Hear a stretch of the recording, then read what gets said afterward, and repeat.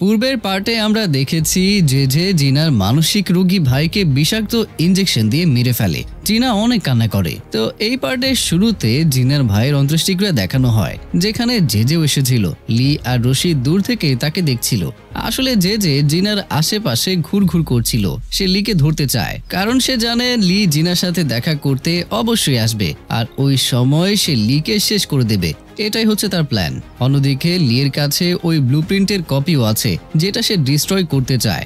যেও অন্ত্যেষ্টিক্রিয়া হলে আসে আর জিনার ভাইকে শ্রদ্ধাঞ্জলি দেয়। তাকে দেখে তো জিনার অনেক রাগ হয়, কারণ জিনার ভাইয়ের মৃত্যুর আগে যেই তার সাথে দেখা করতে এসেছিল। জিনা তখন বলে, যখন আমার ভাইয়ের অ্যাডভোসি রিপোর্ট আসবে তখন জানা যাবে যে তাকে হত্যা কে করেছে।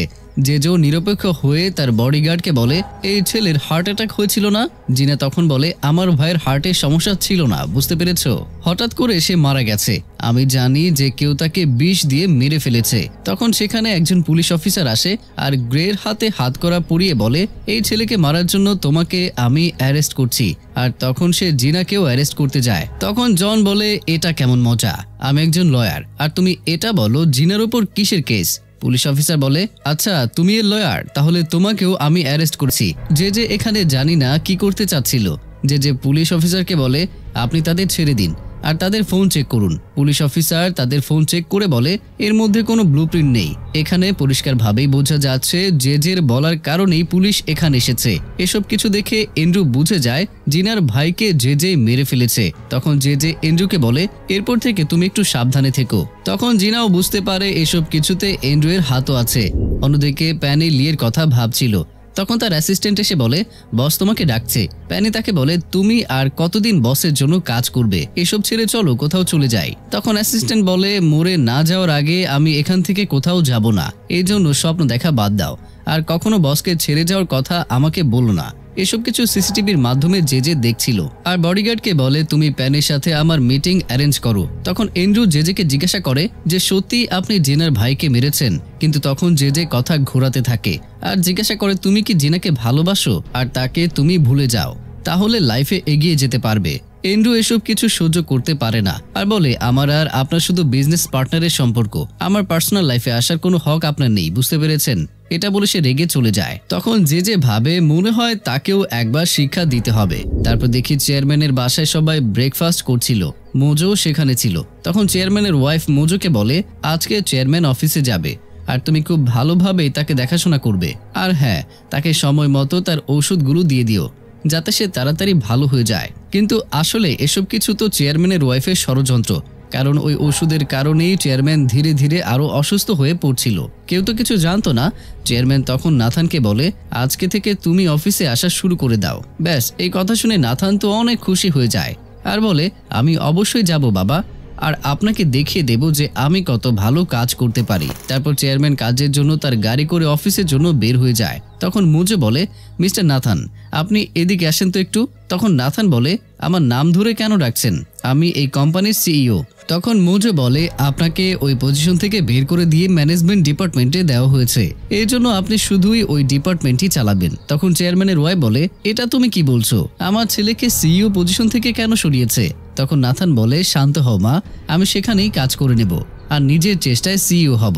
তারপর সে অফিসে যায়, কিন্তু সেখানকার কিছুই তো তার জানা নেই যে তার কোথায় যেতে হবে, কি করতে হবে।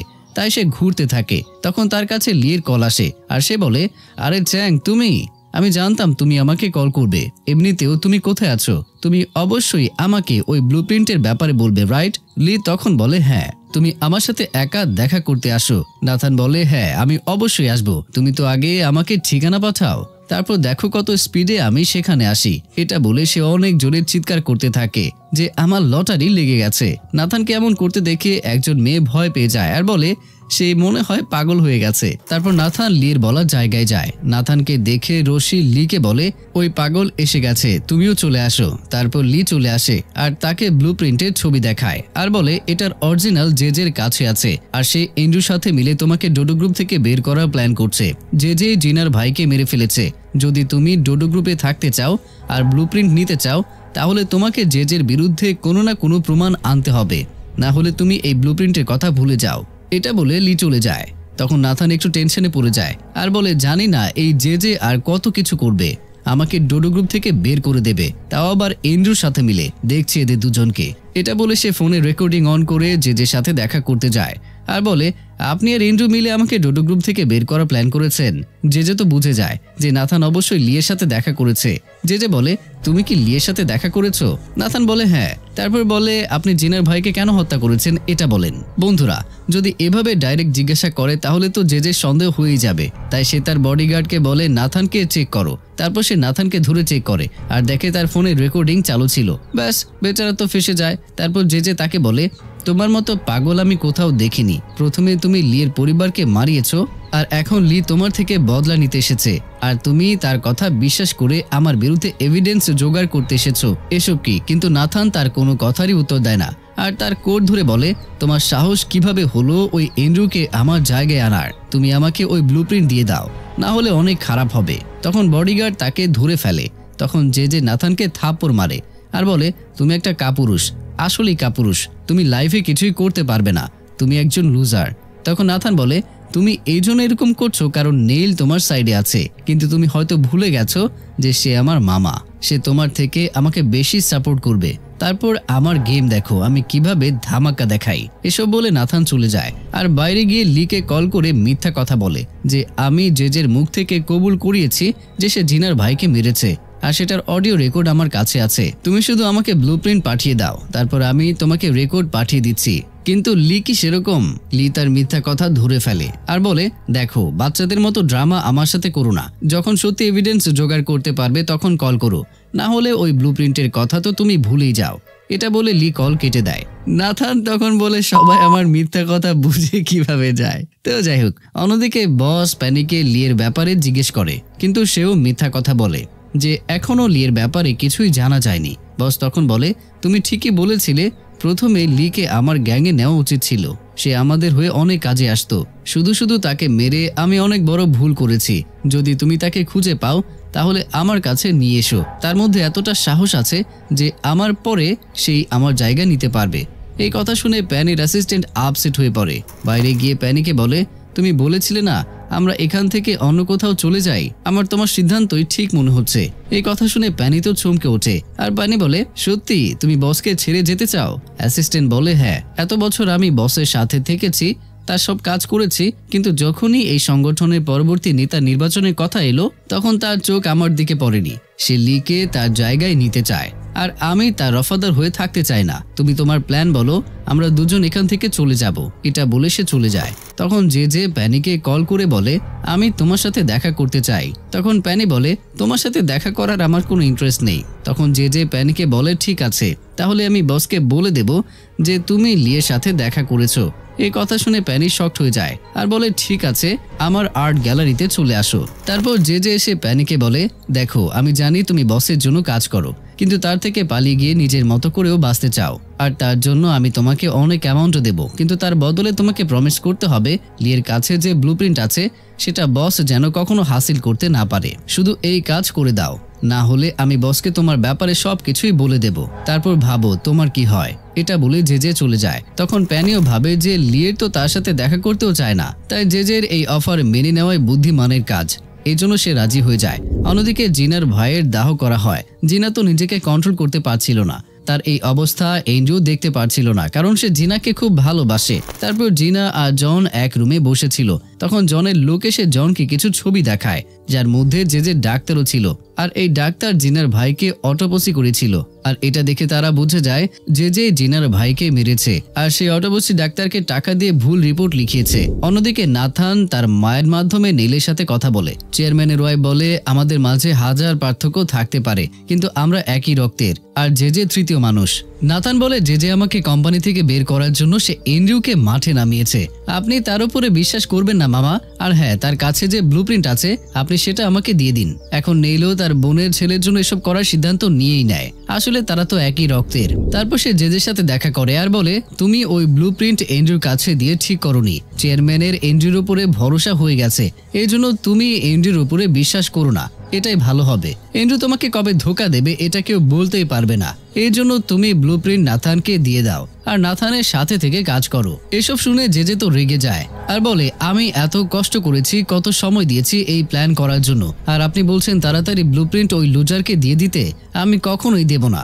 এখানে নীল জেজেকে ধমকি দিয়ে বলে যে চুপচাপ আমার কথা শোনো, না হলে ফল ভালো হবে না। তারপর জেজে টেনশনে এন্ড্রুকে কল করে বলে, তোমার সাথে আমার কথা আছে, তাড়াতাড়ি বারে পৌঁছাও। জেজেও বারে যাওয়ার জন্য গাড়ি করে বের হয়। তখন জিনা আর জন অন্য গাড়ি করে তাদের পিছু করে। তারপর যখন জেজে ওই বারে গিয়ে ড্রিঙ্ক করছিল তখন জিনা সেখানে গিয়ে ওই ছবিগুলো জেজের উপরে ছুঁড়ে মারে, যেখানে জেজে আর ডাক্তার সাথে ছিল। এটা দেখে তো জেজের অবস্থা খারাপ হয়ে যায়। জিনা বলে, তুমি কি ভেবেছো আমি কিছু জানি না? এই প্রমাণ দিয়ে তো মাত্র শুরু। তারপর আমি প্রমাণ করে দেখাবো যে তুমি আমার ভাইকে মেরে ফেলেছো। তুমি যে অত্যাচার করছো না, এটার জন্য তোমার অনেক বড় শাস্তি অপেক্ষা করছে। এটা বলে সে যাওয়ার জন্য ঘুরে। তখনই সেখানে এন্ড্রু আসে। জিনা তাকে দেখে বলে, সত্যি কথা বলতে আমি কখনো ভাবিনি যে তুমি এসব করার জন্য এতটা নিচে নেমে যাবে আর যে সাথে মিলে আমার ভাইকেই মেরে ফেলবে। আমি তোমার মুখ পর্যন্ত দেখতে চাই না। এটা বলে সে রেগে চলে যায়। এসব শুনে এন্ড্রু তো ভেঙে পড়ে আর ওই ছবিগুলো তুলে নিয়ে দেখে আর বলে, তুমি অনেক বড় ভুল করছো জেজে তখন বলে, ওই মেয়ের জন্য তুমি আমার থেকে বদলা নেবে নাকি? এন্ড্রু বলে, আমি জিনার জন্য সবকিছুই করতে পারবো, তোমার থেকে বদলা, তোমাকে মারতেও পারবো। এটা বলে সে জিনাকে সান্ত্বনা দিতে যায়। জেজে তার বডিগার্ডকে বলে, সে ক্ষতিকর দিক নিয়েছে, সে আমাকে শত্রু মনে করা শুরু করেছে, এটা শেষ করতেই হবে। তারপর এন্ড্রু এসে জিনাকে বলে, প্লিজ আমাকে বিশ্বাস করো, আমি জানতাম না জেজে তোমার ভাইকে মেরে ফেলেছে। যদি আমি জানতাম তাহলে কি আমি তাকে থামাতাম না? জেজে থেকে বদলা নেওয়ার জন্য তুমি আমাকে ব্যবহার করো, আমি তোমার জন্য সব কিছুই করতে রাজি, আর প্লিজ আমাকে বিশ্বাস করো একবার। জিনা কিছু না বলেই চলে যায়। এদিকে প্যানি লির সাথে দেখা করে আর বলে, শোনো বস তোমার সাথে দেখা করার জন্য তৈরি, তুমি নিজে তাকে ব্লুপ্রিন্ট দেখিয়ে দাও। লি তাকে বলে, তুমি কি তাকে আমার শর্তের কথা বলেছো? প্যানি বলে, না, তুমি নিজেই বলো। আমি তোমাকে শেষবারের মতো জিজ্ঞাসা করছি, কেননা আমরা ওই ব্লুপ্রিন্ট নিয়ে কোথাও চলে যাই। লি তখন বলে, দেখো আমি তোমাকে প্রথমে বলেছি আর আবারও বলছি, আমি তোমাকে ভালোবাসি না, আমাকে জোর করো না প্লিজ। প্যানি বলে, ঠিক আছে তোমার ইচ্ছা। পরের সিনে প্যানি বসকে বলে, আমি লির সাথে দেখা করেছি। আর লি তাকে কল করে বলে, ব্লুপ্রিন্ট আমার কাছে আছে, আমি আপনাকে দিতে রাজি আছি, কিন্তু আপনাকে আমার বলা জায়গায় আসতে হবে। লোকেশন আমি পরে বলে দেব। আর আরেকটা কথা, আপনি নিজের সাথে শুধু একজন লোককে আনতে পারবেন, তার থেকে বেশি লোক আনলে আমি আপনাকে ব্লুপ্রিন্ট দেব না। বস তখন অ্যাটিটিউড নিয়ে বলে, তুমি কি জানো কার সাথে কথা বলছো? লি বলে, জানি, কিন্তু এখন আপনার যে জিনিসের প্রয়োজন সেটা আমার কাছে আছে, এই জন্য আমি যেরকম বলছি সেরকম করেন। বসও তার কথা মেনে নেয়। অন্যদিকে প্যানির অ্যাসিস্ট্যান্ট বন্দুক তৈরি করছে। মনে হয় বস আর লির মিটিং এর সময় সে লিকে শেষ করতে চাচ্ছে। তখন প্যানি বলে, আমাদের লিকে নয়, বসকে মারতে হবে, তখন তোমার, আমার আর লির তিনজনেরই সমস্যা শেষ হয়ে যাবে। অ্যাসিস্ট্যান্ট বলে, কিন্তু তুমি জেজের কাছে ফেসে যাবে। প্যানি বলে, কিন্তু সে তো এটা বলেছিল যে ওই ব্লুপ্রিন্ট যেন বস না পায়, যদি বসকে শেষ করে দেই তাহলে তো আমাকে কিছুই করবে না। এইভাবে তাদের দুজনের মধ্যেই এই প্ল্যান ফাইনাল হয়ে যায়, তারা বসকে শেষই করবে। তারপর বস লিয়ের বলা জায়গায় যাওয়ার জন্য তার একজন লোককে নিয়েই বের হয়। তখন প্যানি লিকে কল করে বলে, বস একটা লোক নিয়ে যাচ্ছে। লিও লোকেশন মতো ওয়েট করছিল। তখন সেখানে বসও আসে। আর কিছুক্ষণ পর প্যানি আর তার অ্যাসিস্ট্যান্ট বন্দুক তৈরি করে এক জায়গায় লুকিয়ে থাকে। লি বসকে বলে, প্রমিস নেভানো যদি আপনার থেকে কেউ শিখতো। বস বলে, আমি প্রমিস করলে সেটা রাখি। আর কোথায় সেই ব্লুপ্রিন্ট? লি বলে, আমি ফোনের ছবির প্রিন্ট আউট করিয়েছিলাম, আমার কাছে এটাই আছে। অরিজিনাল তো জেজের কাছে আছে। শুধু এটাই না, এই ভ্যাকসিনের ফর্মুলার ওনার অর্থাৎ ওই সায়েন্টিস্ট ডেভিড, তাকেও জেজে মেরে ফেলেছে আর আমাকে এই কেসে ফাঁসিয়ে দিয়েছে। বস তখন বলে, একটা কথা বলো, আমি এই কাগজের টুকরার জন্য তোমাকে বিশ্বাস কিভাবে করব? লি বলে, আমি এখনই প্রমাণ করতে পারবো সত্যিটা কি। তাই লি জেজেকে কল করে স্পিকারে দেয় আর বলে, শোনো জেজে, তোমার সন্ধ্যা আসছে, বস তোমাকে শেষ করার জন্য বের হয়ে গেছে এখনই। জেজে তখন বলে, আচ্ছা আমাকে বোকা বানাতে চাচ্ছ? আমি কালকে জিরাটের সাথে দেখা করেছি, সে তো পরিষ্কার ভাবে বলেছিল যে এরকম কিছুই নেই। কিন্তু লি তাকে আরো রাগানোর জন্য বলে, তুমি ডেভিডকে হত্যা করে তার দোষ আমার উপরে দিয়েছো, কিন্তু আমি নিজেকে ইনোসেন্ট প্রমাণ করে ছাড়বো আর তোমার থেকে বদলাও অবশ্যই নেব। কিন্তু যে এখানে বলে, তুমি আমার কিছু করতে পারবে না, বুঝতে পেরেছো? তুমি শুধুমাত্র কিছুদিনের মেহমান হয়ে আছো, তোমার সময় অতি নিকটে। এটা বলে সে কল কেটে দেয়। এসব শুনে বস চমকে যায় আর তার লির কথাও বিশ্বাস হয়।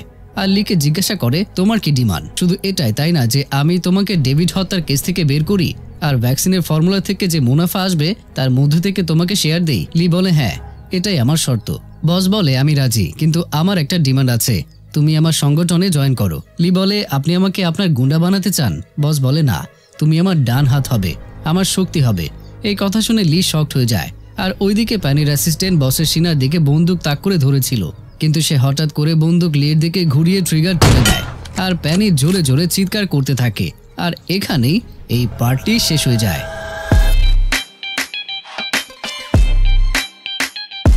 তো বন্ধুরা, কেমন ছিল আজকের এই পার্টটি সেটা অবশ্যই কমেন্টের মাধ্যমে জানাতে ভুলবেন না। দেখা হচ্ছে পরবর্তী পার্টে, যেটা কিনা আরো অসাধারণ হতে যাচ্ছে। তো সবাই ভালো থাকুন, সুস্থ থাকুন আর অবশ্যই আমাকে মনে রাখুন।